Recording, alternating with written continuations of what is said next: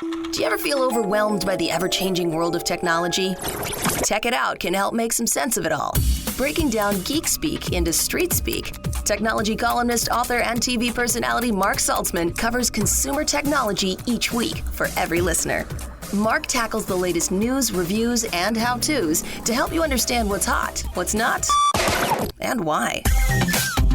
Hey everyone, welcome to Tech It Out, episode 355. Hope you're all doing great today, and overall, hope you're enjoying the summer, despite all the political craziness going on this past week alone, on both sides of the aisle. What a time to be alive. I mean, you really don't know what to expect when you wake up and turn on the news every day, but I'm here to give you a bit of a reprieve from it all, as this station that you're listening to probably covers all the Trump, Biden, and Harris news 24/7. And so I'm going to stay in my lane and just geek out with you over the next hour. We're going to talk tech, gaming, apps, and, well, this is a first on this program. I'm going to interview two furries on the show in a minute. Yep, I met a nice young couple while traveling, and they're not only furries who dress up in these fursuits and hang out with other like-minded folks, but they make costumes and accessories for other furries. So we're going to kick off Tech It Out with that. It is a first on this program, that's for sure. Then we're going to learn about an app called BeFake, which is a fun answer to the app BeReal. And finally, if you've got young kids at home, we're going to talk about Nex Playground, which has a new video game console for kids that's pretty different than what's out there today. All of this and more on an all-new Tech It Out, powered by Intel Core Ultra PCs, which I'll tell you more about shortly. But let's officially kick off this week's new show with our first interview. So as I mentioned earlier in the program, I was in San Jose a couple months back for a Samsung event. And while there, I caught the tail end of FurCon, pun intended, a convention for furries, you know, where people wear these furry animal-like costumes, if that's the proper phrase, costumes, these avatars, when they get together. And I got to know a young couple while at the lobby bar of the Hilton, and they graciously accepted to be on the show. They're not just partaking in the furries craze, but Gillian Martin and her partner Samuel Rocazella create and sell items for furries to wear, including fursuits. Joining us now is Gillian from Oakley's Creations and her fiance, Samuel from Fursuit Glasses. Welcome to the both of you. Hello. Hello. All right, I'm really looking forward to this. Gillian and then Samuel, before we hear about your work, please let's just bring our listeners up to speed. What are furries all about and fursuits? Furries are, it's an interesting subculture in which it could be, if you talk to different people, it can be a different thing across different individuals you talk to, but for the most part, it could be summarized as a general interest in animals, specifically the concept of anthropomorphism, meaning giving human characteristics to non-human creatures, primarily animals, but it can fall into other objects as well. So if you know about the animation, The Brave Little Toaster, that also is anthro. And it's a culture that in general embraces art and creativity in the means of presenting ourselves as animals in a fashion that is showing our best selves through them or who we want to be through them. And Samuel, is that the right way to call it, a costume, these fur suits? I didn't want to offend anybody. So would that be the proper way to explain it? Because you're not just getting together with other like-minded individuals who have an affinity for animals, but you're like dressing up as them, right? Yeah, of course. Like, animals are the basis of it. You know, a lot of people, if you're a furry, you like animals. It's kind of part of the deal. But as far as the mascot costumes go, it's more of a thing of kind of masking yourself with a kind of an outfit that you can express yourself in different ways that you don't feel comfortable expressing yourself in your regular skin. So when it comes to, you know, it's also a thing with like cosplay. That's another fandom that's kind of adjacent to furry. And it's a way of people expressing themselves, but animals are the basis of it. And they use the animal costumes or the quote unquote fursuits to give themselves an outlet to express themselves. Is this community getting bigger? It seems like furries weren't a thing not too long ago, and then it sort of exploded in popularity. Correct me if I'm wrong. And how long have you guys been doing this? Gillian? I would definitely argue it's been getting more popular in recent years. To give an example, there was Furry Weekend Atlanta in Georgia of May last year, and there was a attendance increase of like 40% between 2021 and 2023. And since I've been in the community since around 2017, and it's been much longer than that. Like, we have furries that date back to like 1986. So it's been progressively growing since then. And it kind of, in the past couple years, seen like a massive increase. Wow. So 2017, and you're so young still, just in your early to mid 20s, I believe. So what was the spark? What was it that made you want to join this community? Interestingly enough, it is the costumes. My family were extreme Halloween enthusiasts. My mom was a tailor in college, and she absolutely loved sewing us costumes. And one day I wanted to make my own, but I particularly wanted a mask because I personally found that if my face was covered, I was an entirely different person. And finding a culture and a hobby that kind of embraced that idea heavily appealed to me.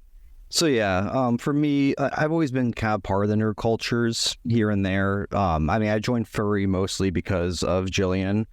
I started dating her, and it's like, oh, she does her own thing. I don't think I'm gonna be a part of it, but I'm cool with it. It's whatever. Then slowly but surely, it's like, yeah, I'm a furry, I guess. Okay, sure.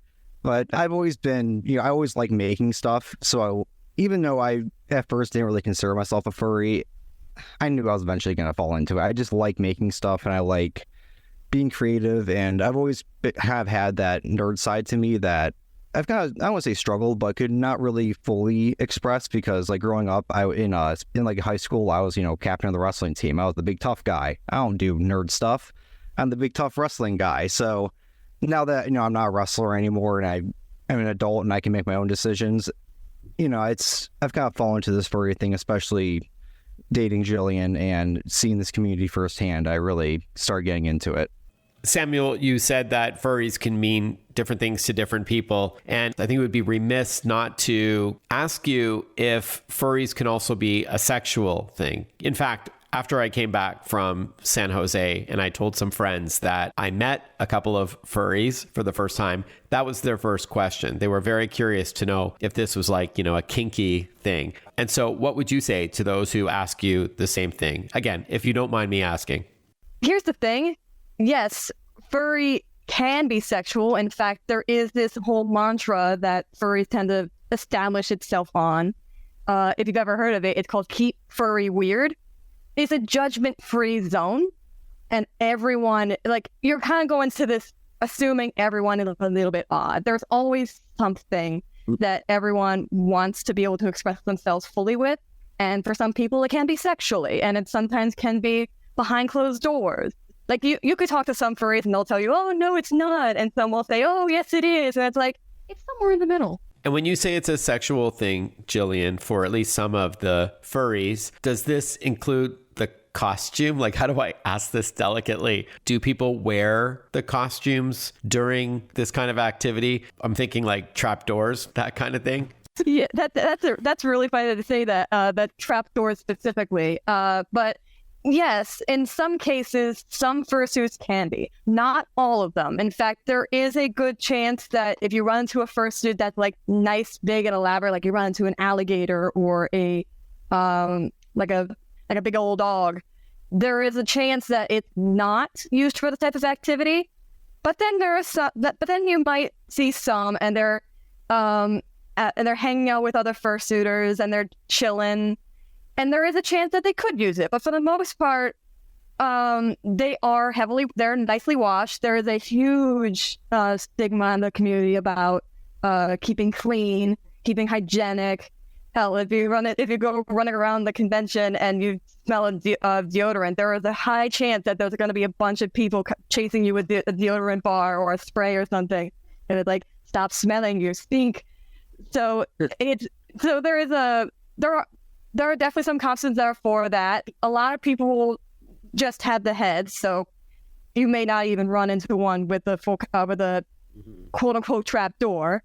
And just to make the distinction to our listeners, these are fur suits, right? So like your head is covered kind of like a mascot at, I don't know, a sports game or at an amusement park. These aren't like painted on faces that look like animals usually. And that's what you create, right, Gillian? These are the ones that you sell. These are the heads that go on these big furry suits. We're not talking makeup again, just to be perfectly clear. I do the full costumes, but my specialty is in those specially designed heads. And what I do is I make these costumes in a very particular style that I've come up with over the past, honestly, I don't know how long. I've been drawing for the longest time.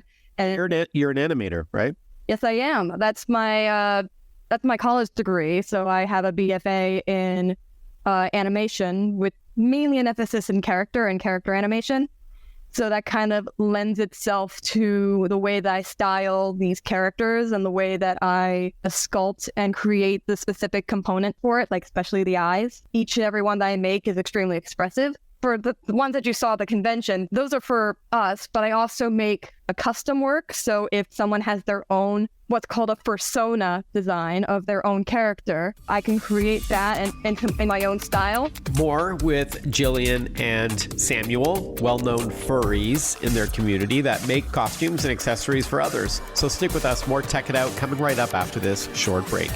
Listen to Tech It Out whenever you want. Find the Tech It Out podcast at iTunes or wherever you get your podcasts.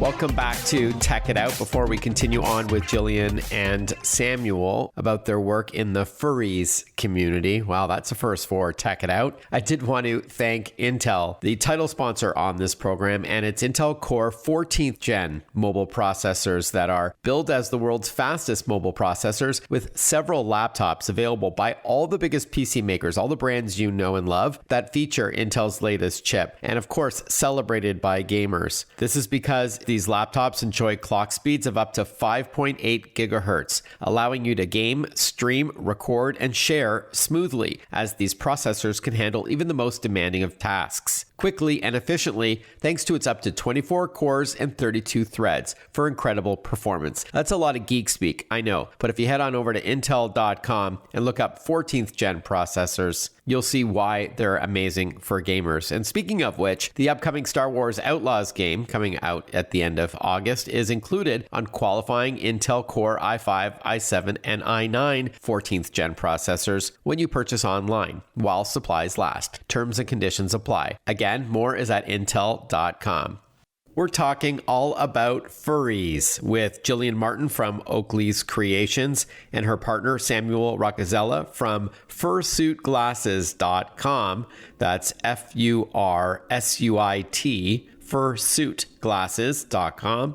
A fursuit is what furries wear when they dress up as these mascot-like characters. And I had the pleasure of meeting Gillian and Samuel in San Jose at our hotel at the bar, where we got to know them, and they accepted my invitation to be on the program, as I was just curious about the furries culture. Now, Samuel, some of these furries wear glasses, 3D printed glasses, which ties into your work. But before I ask you about that, is it fair to say that people who wear glasses in real life like to wear a fursuit with a animal-like head with glasses on them, or it's really up to the individual? Oh, yeah, absolutely. A lot of the time, there's a huge chunk of customers who the first question they ask when they come up to my booth is, what pair of glasses do you have that look like mine? A lot of people like to mimic their fursuits to themselves. So they'll ask me, I have a pair of aviators. Do you have those? I'm like, oh, yeah, I have those. And you can try them on and all that kind of stuff. So, yeah, a lot of people will wear the glasses to kind of match themselves, because a lot of their personas are a representation of themselves. A lot of people just wear them for fun. As I mentioned earlier, you guys are so young. You're only in your early 20s. And so what do your parents think about you being furries? Honestly, they are all for it, because for me, at least for me, it's kind of one of those things where my parents always knew I was a little bit different and always knew I was going to be an artist. So no matter where I ended up, that's what I was going to end up doing. And when I discovered this community and told my parents all about it because I wasn't the type to keep things from my parents all that long. They were extremely excited that I found a avenue that not only allows me to express myself in the way that makes me feel comfortable. In fact, the more I started getting to the community, the less shy I was, the more talkative I became. But also it's a community that I actually can sell my work, that I can create communities with other artists, which wasn't something that we could find as easily when I was growing up. When you do price your items for the furries community, Gillian and Samuel, like when Samuel, you're making the glasses, or Gillian, you make the fursuit or the fursuit head, how do you charge? Because I know it could be thousands of dollars. Is it, if it's exclusive, you charge more? If it's more intricate, you know, they have a design that takes a lot more time for you to create, or is it a one price for everyone kind of thing? How do you price your stuff out? And then, of course, when we wrap up, we're going to get the right websites for those interested to reach out to. Yeah, it can be. Usually it is nowadays upwards of 3-4K. For me, I'm actually going to be increasing my prices sometime this summer. I'm hoping to get somewhere around 8K per fursuit, or full suit, the full costume. And then for my heads, like we'll start with heads to kind of get a price comparison. I charge 2.5K or 2,500 for a head, and that's just the base price. So that's accounting for my time, accounting for basic expenses, the things that come with every fursuit. For commissions, for example, I have them come in, show me their design, and then I add things such as how many fur colors are there, how many different types of material will I need to use for this particular project. If there's any complexity, so like if they have a star on their ear, for example, I need to add that in because that's a little extra work. When all that's said and done, sometimes it can get upwards of $3,500. Yeah, and for me, it's Gillian does more, Oakley does more kind of commissions, or her pre-mades are they're art pieces, they're individually made art pieces, where mine are kind of, you know, I'd make one design and then it's bulk printed. So I start my plastic, the 3D printed ones are, those start at 28. Does not sound like a lot of money at all. I mean, they're prop glasses, you know, they're not real glasses, they're prop fun glasses, but those start at 28. They go up in price. So the next level, I guess you'll call it up, would be my acrylic glasses. Those ones are laser cut out of pieces of acrylic that are also custom designed by me. And those start at 45. I know you're going to yell at me because even at the bar, you're saying those prices are up. Yeah, I know. I good memory. Yes, way too low. These furries got deep furry pockets, guys. Gillian and Samuel, what a great opportunity to chat with you now formally instead of over a cocktail at a bar. This has really been interesting and eye-opening, I think, to many of our listeners. How do they get in touch with you? So for me, you can find me pretty much anywhere under the name Oakley Creation. It's Oakley, like the glasses, creation. And Samuel, you're at Fursuit, like Pursuit, glasses.com. Thank you again both so much. Yeah, thanks for the opportunity. Yeah, thank you for inviting us. More Tech It Out coming right up after this short break. Don't touch that dial. Want to follow Mark? Google him. Mark with a C and Saltzman with a Z.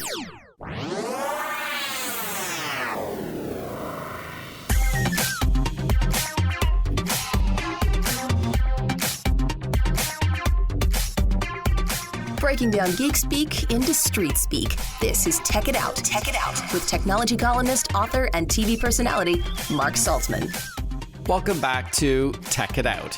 Why be real when you can be fake? That's the tongue-in-cheek catchphrase for BeFake, a social media app for digital self-expression, and perhaps a take on the app BeReal, which is a popular platform today. We are joined by Kristen Garcia Dumont, CEO of Alias Technologies, the team behind BeFake, to tell us all about it. Hi, Kristen. Thanks so much for your time today. Hi, Mark. It's fun to be here. Thank you. For those who haven't seen either app yet, what is BeReal? And then, of course, let's chat about BeFake and what you're doing differently with this platform. Right. So we're the antidote to BeReal. It's a social media app, and the premise being that it captures authentic moments. Your ugly candids, you do them in a very fixed period of time. Everybody goes and does it all at once, and you share those posts with your friends. And what we saw evolve over time was that BeReal became inauthentically authentic. These very, right, sort of curated, in quotes, real moments. And we, have a very different thesis here, which is that, people want to express themselves creatively. They want to kind of show off on social. And though while the thesis of BeReal should have been applauded, that's not what people are looking for. So BeFake is the antidote, and it's an AI-based social platform that gives you, anybody who uses it, the power of AI to be anyone, anything, and anywhere. Can you walk us through what you're referring to? I mean, visually, since this is a radio show or podcast, I'd love definitely. to, paint us a picture of what the BeFake app is like and what we would see by creating a alternate persona or something. You call it a refreshing alternative to the conventional reality portrayed on social media platforms today.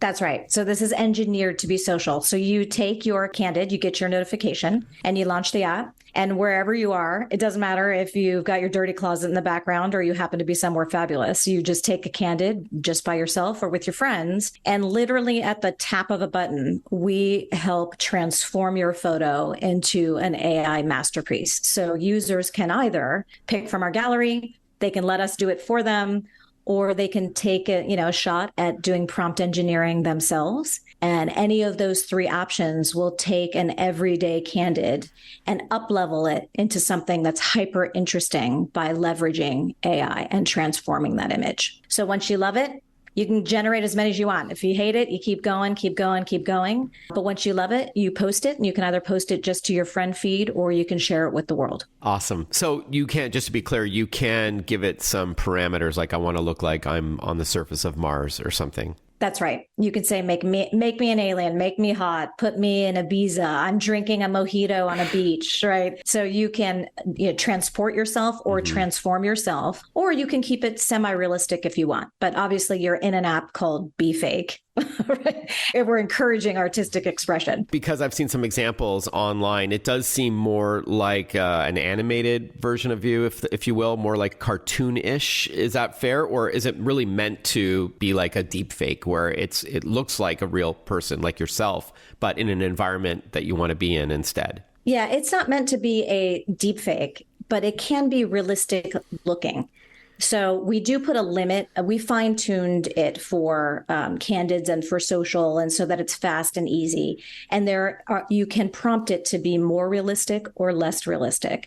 But you can still tell, even on the realistic ones, that there's something slightly altered about the image, and that's intentional. If users ultimately want to get super realistic with it, that's fine. But we'll wait and see what the user response is. Right now, they love it being sort of fantastical and fun and just an up-leveled version of themselves. Yeah, I like that. Leveling up yourself virtually with the help of AI. And I'm going to ask you about that AI technology in a moment. But yeah, just to play devil's advocate for a moment, Kristen, social media has been slammed by many for creating, let's call it, unrealistic expectations for others to follow. Someone has all these filters and they look, more beautiful, for example, than they really are, with no blemishes shown, or they look thinner than they are. And there are impressionable preteens and teens out there who think that's what they really should look like. But again, just to be clear, BeFake, even though it's a tongue-in-cheek phrase, it's not really meant to be realistic. It's meant to be hyper-realistic. That's exactly right. And I would say our thesis is totally different, which is we want more people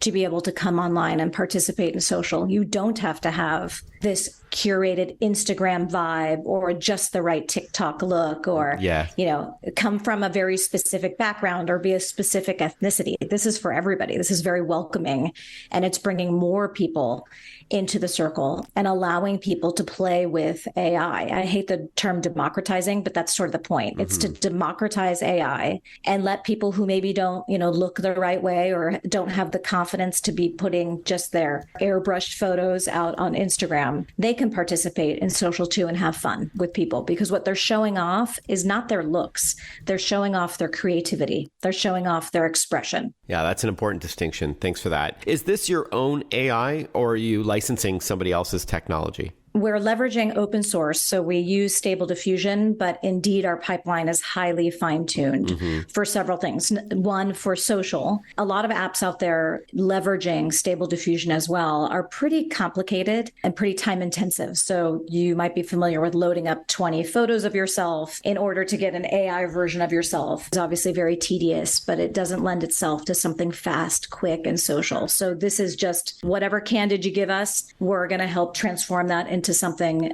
really interesting. So we fine tune it for that purpose. And then we're also being very intentional. I don't want to say we've perfected this at all. This is going to be a work in progress, but we really are trying to overcome the algorithmic bias that exists with ethnicities and race. And so we endeavor to preserve who you are in the app, and we're going to continue to improve on that. Is BeFake free to use? And if so, how do you make money? Yeah, no, it is free to use. So we start everybody off with a bunch of credits so they can, generate sort of to their heart's content as much as they would like. And we give different bonuses. If you invite a certain amount of friends, we give people free credits for generating.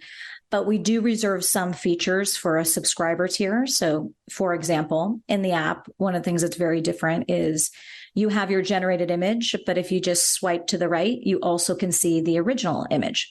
And people can put into their profile page as sort of the image they show off, either the generated image or the original one, right? So if you want to curate a vibe of mixed images, great. If you want to curate a vibe of originals and you need to go peek to see what the generated one is, that's fine too. And then for subscribers, if they want to hide that original image, they certainly can. And subscribers also get to see friend posts faster than other people do. And they obviously have unlimited amount of credits. A couple more minutes with BeFake. When we return on Tech It Out, then we chat gaming with Nex Playground, a motion-based game console, kind of like the Nintendo Wii, but coming in a few months. Stick with us. We'll be right back. Breaking down geek speak into street speak. Tech It Out, hosted by Mark Saltzman.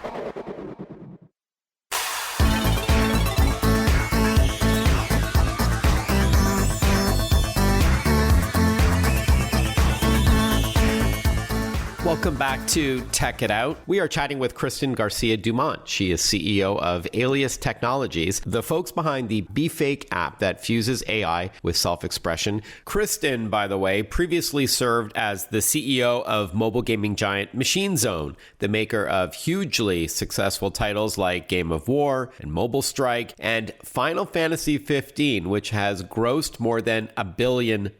Wow. Congratulations, Kristen. Thank you. And here you are again now with Alias Technologies and BeFake. We ran out of time in the last block, Kristen, and I wanted you to have an opportunity to plug how to find the app and install it. So let's do just that. Congrats again. And tell us, please, where we can download it, a website you'd recommend going to, or just simply go to the App Store. Yeah, just go to the App Store. Just go to the App Store, either Google Play or the App Store, and search for BeFake or BeFake AI, and there you'll find it. And it's one word, BeFake or BeFake AI. Thank you so much, Kristen. Great chatting with you. Congrats again on the success of the app. I hope it's even a fraction of the success you found with Machine Zone.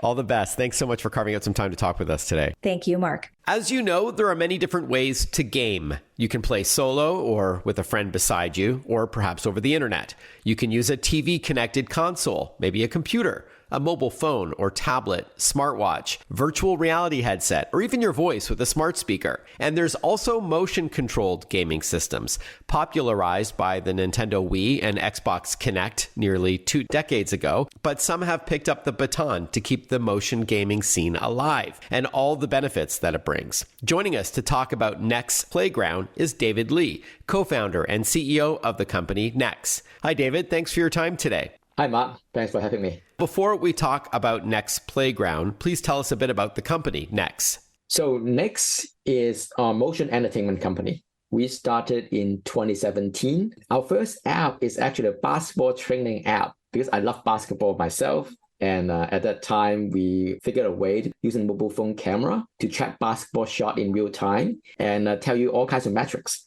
It's how we get started. And in the pandemic, a lot of people basically download the HomeCourt app, a basketball training app, and want to use its interactive training drills in it. And they play it like a game. That basically gives us an inspiration to basically go all into the motion gaming space.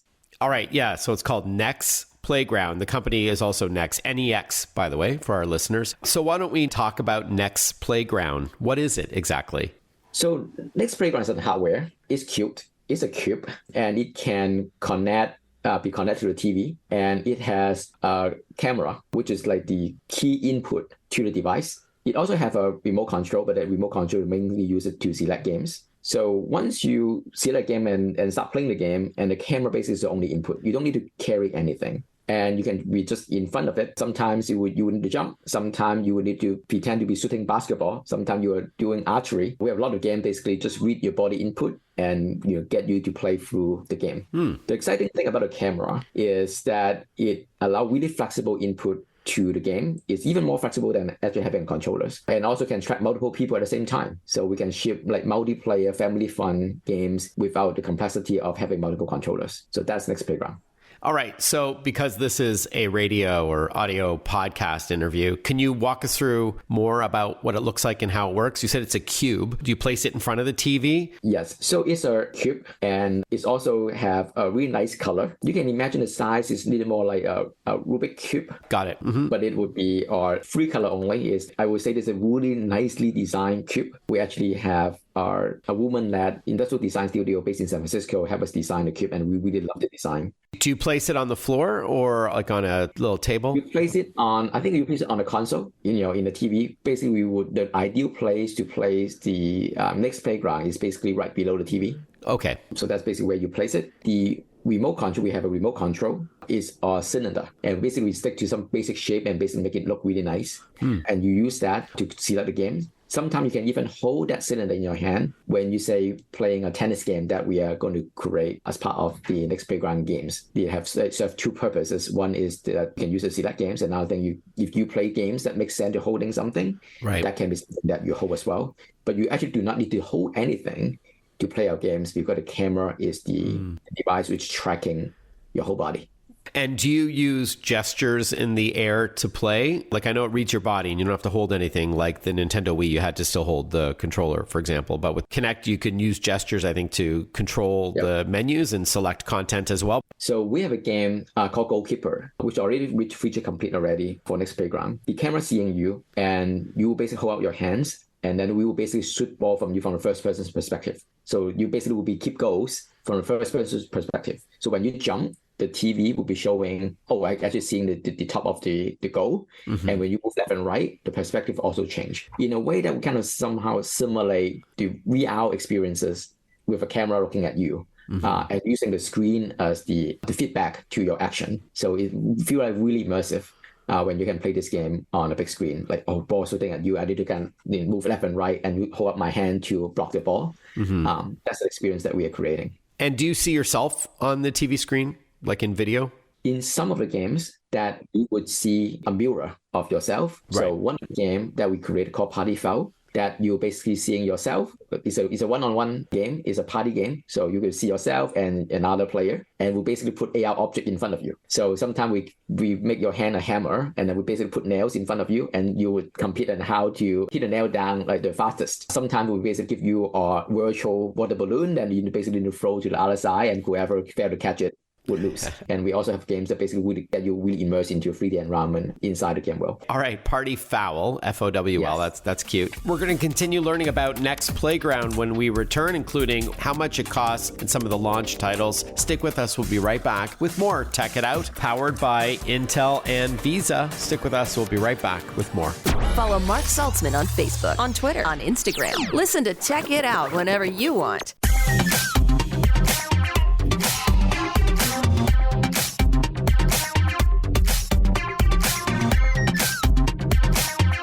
A few more minutes with David Lee from Nex to learn about Nex Playground, the motion-based gaming console. But first, a huge thank you to Intel, the title sponsor on this program, and its AI PCs. Specifically, they're the Intel Core Ultra-powered laptops, adding some serious smarts to the device itself without having to rely so heavily on the cloud. So there's the CPU, the central processing unit, the engine that drives your computer's performance. There's the GPU for graphics, important for gamers, and now an NPU, a neuroprocessing unit to handle AI tasks on chip. Intel.com/AI PC for more. And speaking of computers, don't forget to properly back up your important files on a regular basis. I always trust Western Digital external hard drives and SanDisk solid-state drives, USB drives, SD cards, and micro SD cards. SanDisk.com has more, or WD.com. All right, our guest is David Lee, co-founder and CEO of a company called Nex. And who would you say the target audience is, David? Would you say it's kids primarily, or teens, or adults? So I would see Nex Playground as